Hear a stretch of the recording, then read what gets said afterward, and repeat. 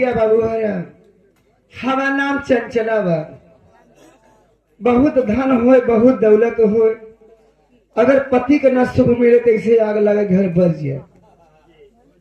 सही हो पति हमार पति केवल पढ़ाई लिखाई के चक्कर में पड़े हमेशा परेशान रही। कब हम उनसे बात करे कोशिश करी थी तो हमार जेठान हमारे पर खौआ के चढ़ बैठी।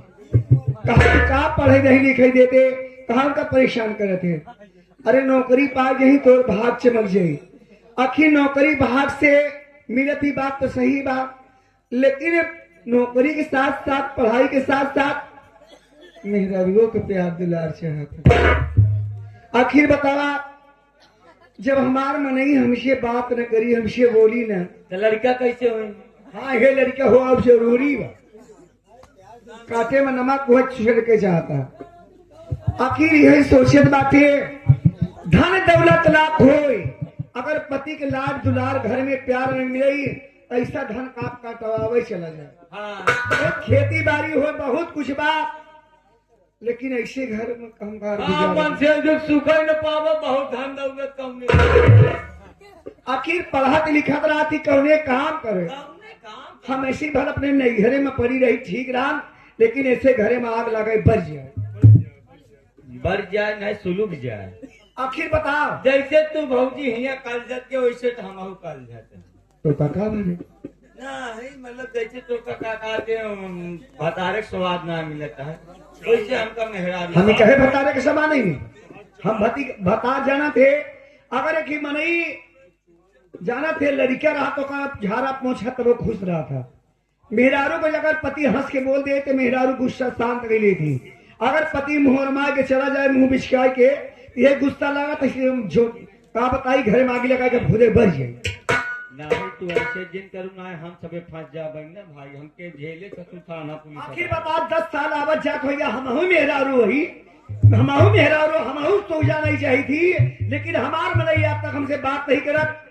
यही चीज लगा था कि हमार माई बाप कजनी का हमार माई बाप अमेरिकन भौजी हमार देख के सब कुछ करे। एक बात हमारे समझ कहूँ ऐसा तो नाम की तोहार मन से कब ये पागल होगा ना काहे पढ़ाई लिखाई में बाप अपने भौजी के बात माना था, लेकिन हमार बात माना नहीं। अब समझ में आएगी पूरा मैटर। हाँ। एक मतलब तोहार मन से जो तोहरे का काती जेठाऊ तब जेठानी के कहम चलाते हैं तो तोहार कवन बैलू बतू हमार जौन जेठौत कही हमार जौन जेठान कही वही बात मानी, लेकिन हम सोची जाई तही के बतलाई भी तो जैसे ओकरे चुन हवा पकड़ ली। हर के मनैया कहते हैं कहा के हर यहाँ को पढ़े लिखे दे हम कहना परेशान कर बताओ मेरा रूह कैसे रही रे भक्ति देख सारी बात छोड़ जाए जो भाग्य कुमार बोलिए कि हम तो हज तो का काम चूल्हा हम लगाओ तो हम महारानी का नहीं मतलब का जौन काम हो हमसे बताओ हम कर। आखिर बताओ मनई हमार बढ़िया बा तगड़ा तंदुरुस्त बा बढ़िया बा सुंदर बा भले हम पाता डूबर है कमो तो हो गई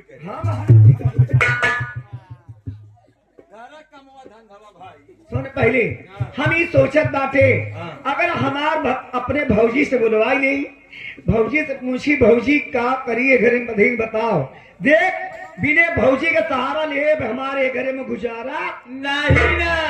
और एक बात तो करना पता है भौजी अब हम बता देते खुशखबरी वाली बात। अब भौजी के तो वही बताए सब।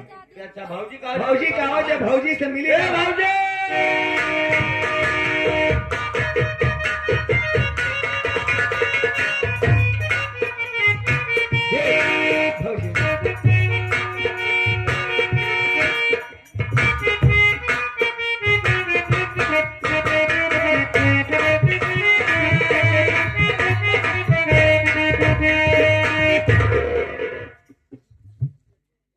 नमस्ते सरहज।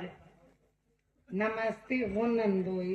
और ठीक ठाक किया है हाँ आवा में कहूँ तकलीफ बात नहीं कहा चाहे तो हो रे दुलाहू का हाल बा। ये हमारी दुल्हा जी चले गए सऊदी।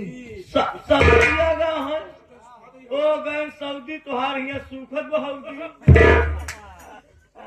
यहाँ कोई ना मन का सऊदी भेजे यहाँ जाए जे भाई का कहबा जवन दुख तोहरे बुहाई दुख मोरे भाई ए हाँ सऊदी गए तो क्या हुआ?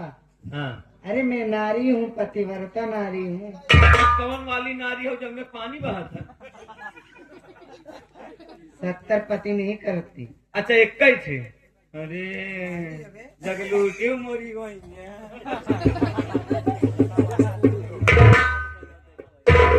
ए देखिए मेरा नाम ऐसा ही, मैं मटियारा गांव की रहने वाली हूँ।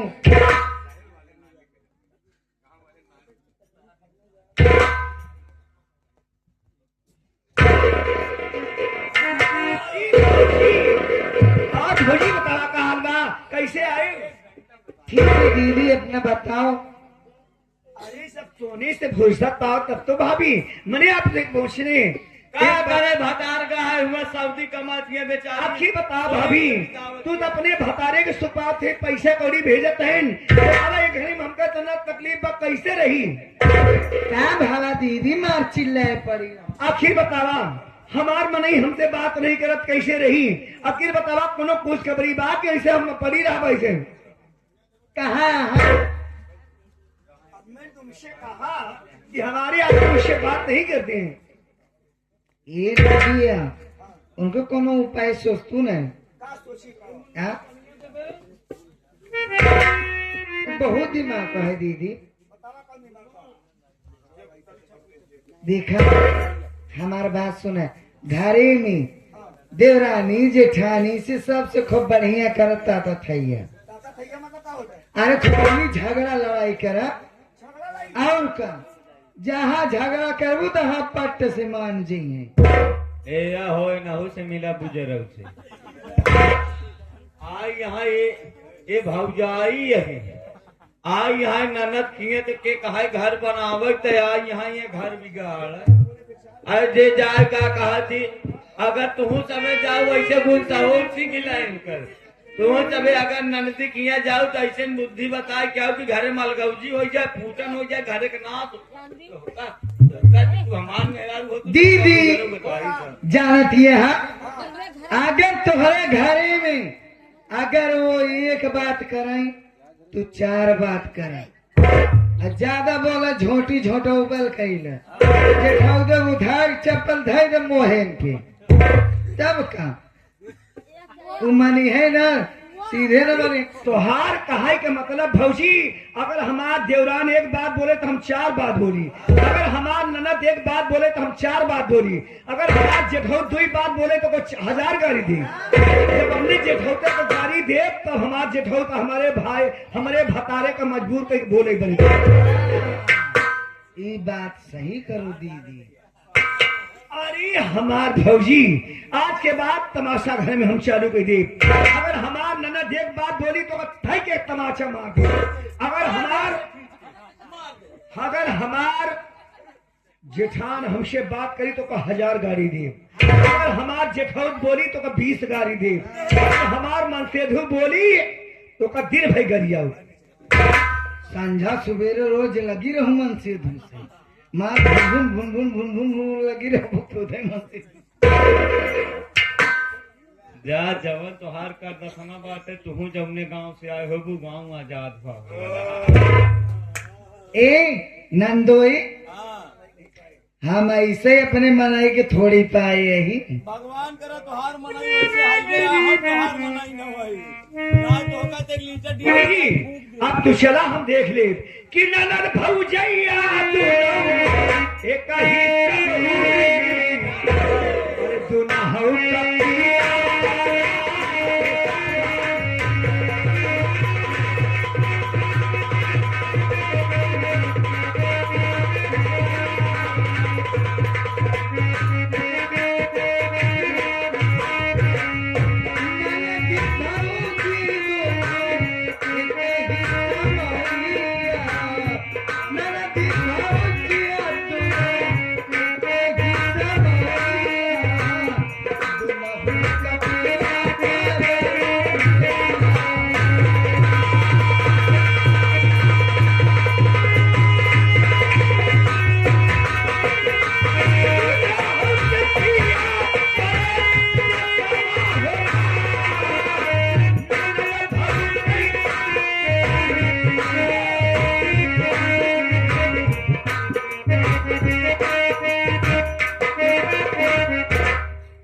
दीदी तो हो क्या मालूम है नहीं है?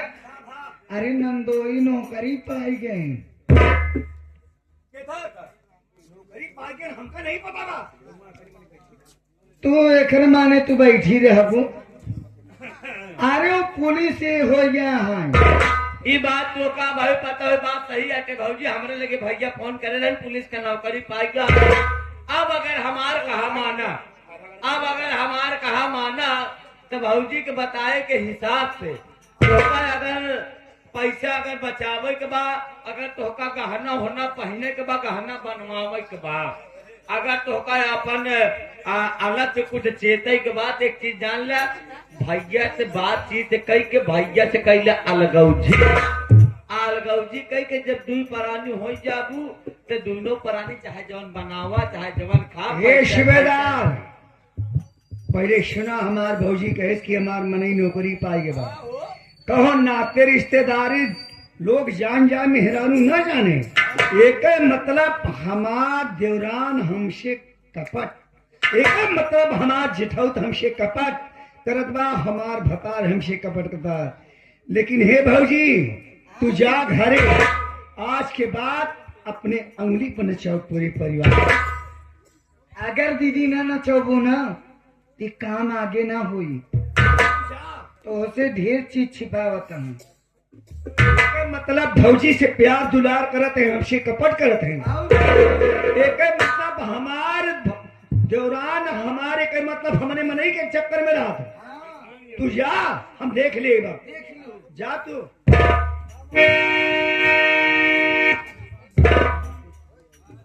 हमार जेठान हमसे कपट करत बा, हमारे भतारे से हमसे रिश्ता तोड़े चक्कर बा, मके मतलब हमार मनई नौकरी पाई के बा।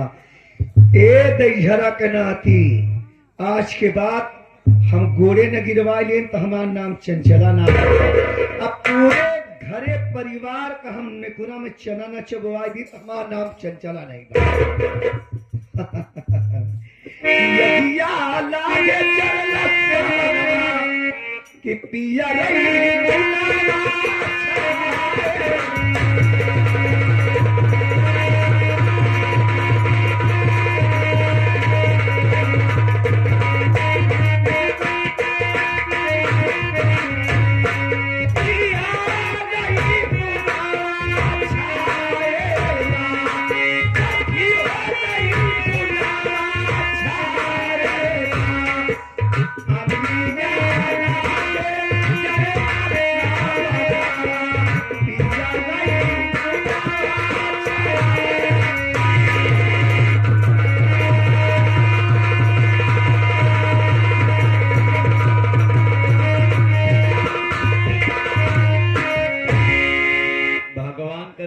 मेहरारू मिले लायकदार मिले, लेकिन इनकी चक्की नहीं मेहरारू न मिले, न जेकर घर भाग बना रहे वो को घर पूरा घर फोरन कराई दे।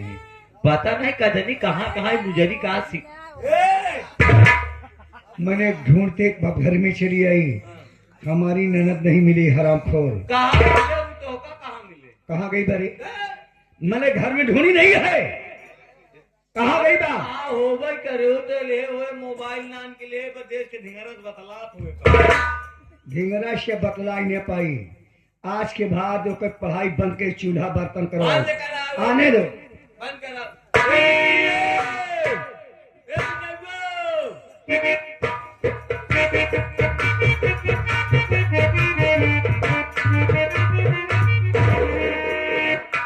आई गए बिट्टी भौजी बुलावत गया छोटकी चौका चौका छोटकिन भौजी को माना था।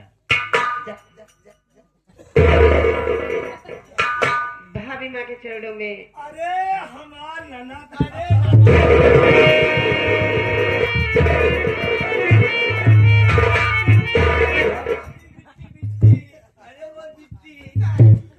जैसे हमके भौजी दुलरा जैसे हम दुलरा ले। भाभी का इतना खुशी है यार। तो पता ही नहीं। चंचला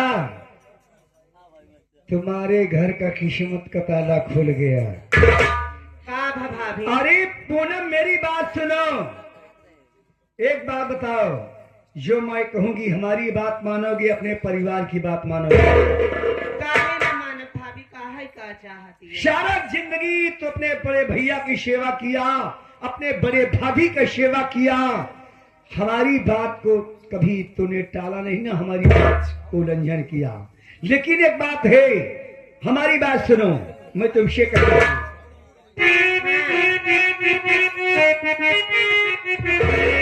बड़के भैया करी क्या?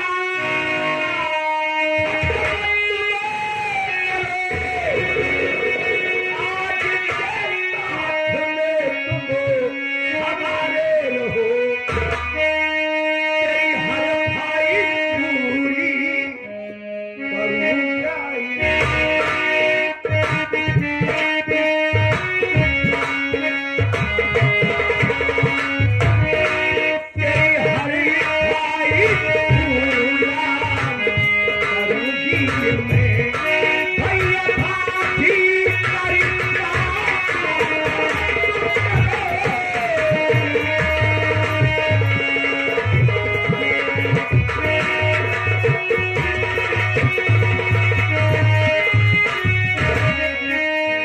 वो नाम अपने बड़के भैया अपने भाभी का रिश्ता खत्म करके हमारी साथ रहोगी, तुम्हारी हर ख्वाहिश पढ़ाई लिखाई का मैं पूरी करूंगी। और एक बात सुन लो, जो मर्जी चाहे कपड़ा अपनी मर्जी से ले सकते हो, लेकिन तुम्हें पता होना चाहिए तुम्हारे भैया पुलिस वाले हो गए, अरे हमारे पतिदेव पुलिस वाले हो गए, सैया भय कोतवाल अब ढेर कर भैया नौकरी पाई गए हैं, ये तो अच्छी बात है, लेकिन ये भूल गई बात कि बड़का ही भैया के बदौलत छोटका भैया नौकरी पाए हैं, और दूसरे से पैसा उधार ले ले तो नौकरी दिया है। आज नौकरी पाई गए तो कहत गया बड़का भैया का साथ अलग हो जाई, हम तोहरे साथ हो जाई। मैं समझ गई, कीचड़ में रहने वाला इंसान कीचड़ में ही रहते, कीचड़ में रहने वाला इंसान कीचड़ में रहेगा। अरे शोर, तेरे भाई घछोला है, खेती बाड़ी करता है, तेरा भाई आलू बोता है, खेती करता है, हमारा पति पुलिस वाला है, अगर हमारी ताकत होगी ये कपड़े लत्ते शौक श्रृंगार मैं कराऊंगी। हमका तो हार कुछ न चाहिए, हमारे बड़का भैया के जौन जुहाई वही हम पहला बोला, ठीक है, हम तोहरे साथे न रह पाऊ। इसका मतलब तुम्हारी बात नहीं मानेगी? न मानब। हरामखोर नलायक ननद। ए पूनमवा, अपने भाई का भौजाई का रिश्ता तू नहीं खत्म करेगी तो तेरा विवाह अच्छे घर में नहीं होगा, ना तू पढ़ाई लिखाई कर पाएगी। मेरी बात मान मेरे पुलिस वाले, हमारे पति है, तेरी हर ख्वाहिश मैं पूरी करूंगी, एक अच्छा दूल्हा ढूंढ कर तेरी शादी मैं करा दूंगी, अच्छे खानदान में जाएगी, और नहीं जिंदगी तक इसी नरक में पूरा जीवन। दुनिया में भौजाई देखे है, लेकिन तोहरे जैसे हर जाई भौजाई नहीं।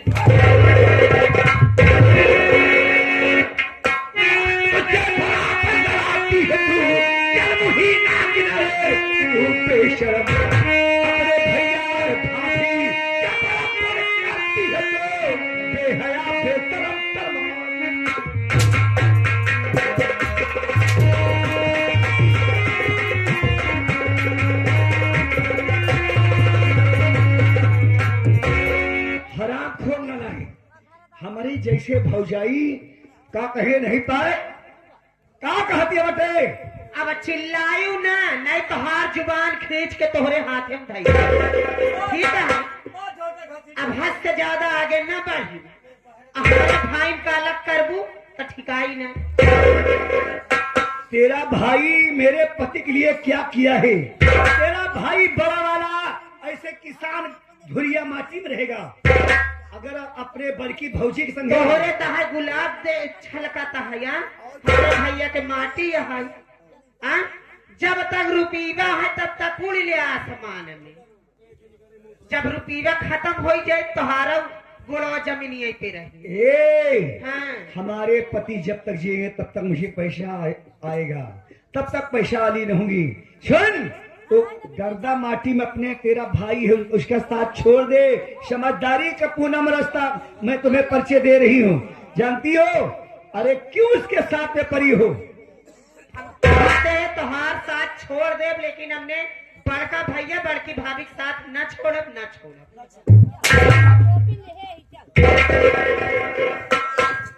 मैं तो यही चाहती थी कम से कम मुझसे सब झगड़ा करे। जब झगड़ा नहीं करेंगे तो मामला हल नहीं होगा, जब हल नहीं होगा तो अलग नहीं होंगे। कोई बात नहीं, अपने पति को आज के बाद मैं बांध के रखूंगा। देखती हूँ हमारा पति हमारा बात कैसे नहीं मानेगा। मैं जा रही हूँ अपने पति को आज के बाद एक एक पल पे श्रृंगार भी करूंगी। छुट्टी लेके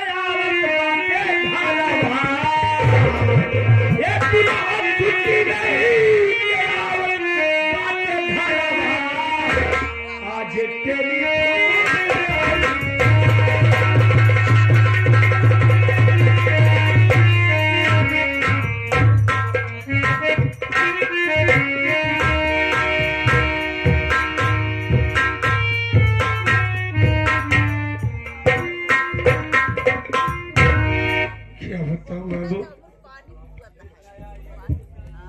रजनी, क्या बात? आज तो बड़ी चिंता हुई होती चली जा रही। क्या बात है? मेरी बात सुनो, मैं कहते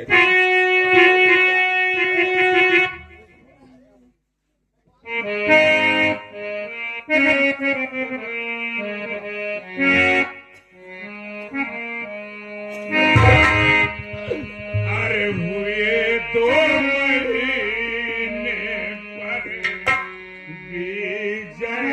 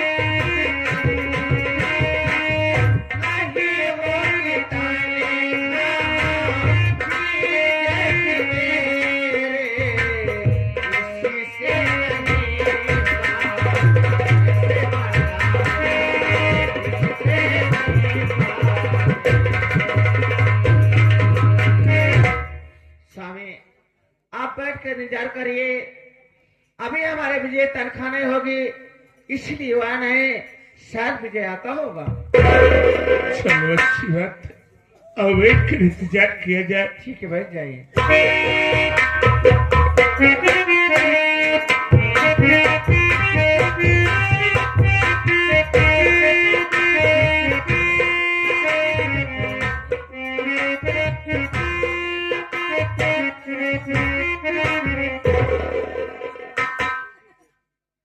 अरे सूबेदार, सूबेदार, जा यार, मैं दिमाग कोई से टेंशन में है। अरे बाहर तो आ। यही ना आवत हुए बिना काम। अरे सूबेदार बाहर तो आ।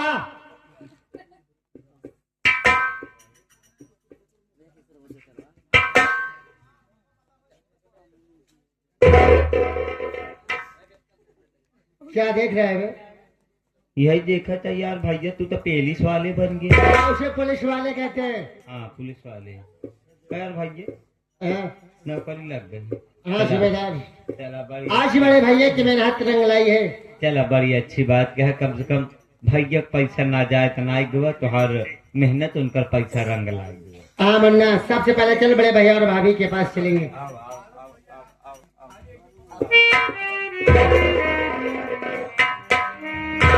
बड़े भैया के शरणों में छोटे भाई विजय का प्रणाम स्वीकार हो। वाह रे मुन्ना विजय, आज तो तुझे देखकर मैं बड़ा खुशहाल हूँ कि कम से कम तेरे तन पर एक हाथ की वर्दी तो मिल गई। भैया, मैं भाभी से पहले मुलाकात कर लूं। भाभी माँ के शरणों में छोटे देवर विजय का प्रणाम स्वीकार हो।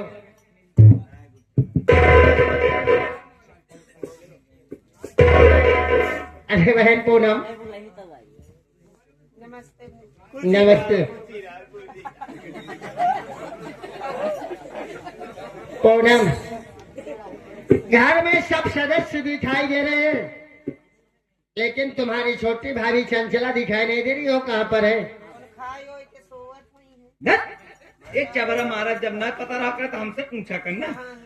यहाँ वो हम बताए तुहरे मेहरारू विषय। कहाँ है? तुहार मेहरारू 4 मेहरारू को लपेटे हुए नैहरे ससुरे खाल खोले हुए गज गज गज गज गज लगी हुई भाई। इनका ये करा, इनका वो करा, यही करके विश्वास न करवा भाई साहब, चाँप ले ही एक काठी। क्या क्या बे? और भाई बस होलर के सोए के कहते दुनिया का मेहराब है, पूर्वहिया दक्षिणहिया के लिया है, कहीं बैठ जाए खट खट खट खट खट खट कहा जनी कह हम बोला थी बरबरा दे हमरे समझी न बोलावा देखा भाई दौलत किया है, बोलावा बोलावा। अरे चंचला,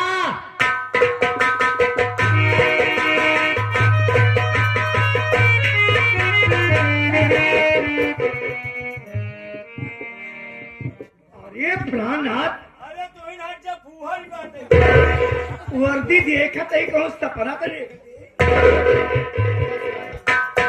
चंचला, ये सपने की बात नहीं है, हकीकत है। आज देखकर मुझे खुशी हुई। मन में जो सपना मैंने सजा के रखी थी, आज भगवान भोलेनाथ सुन लिए। आज तोहरे तन को वर्दी देखकर बहुत कोई बातें। चंचला, इधर खड़ी रहो। बड़े भैया, ये आपके लिए कपड़े हैं।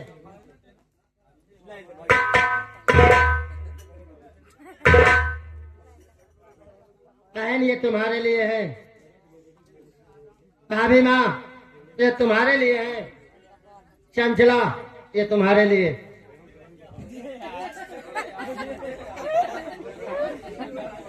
सूबेदार, एक बात ही बतावा, क्या बात है? तो हमसे कौन लड़ाई झगड़ा बा, नहीं यार, बात विवाद बा? नहीं।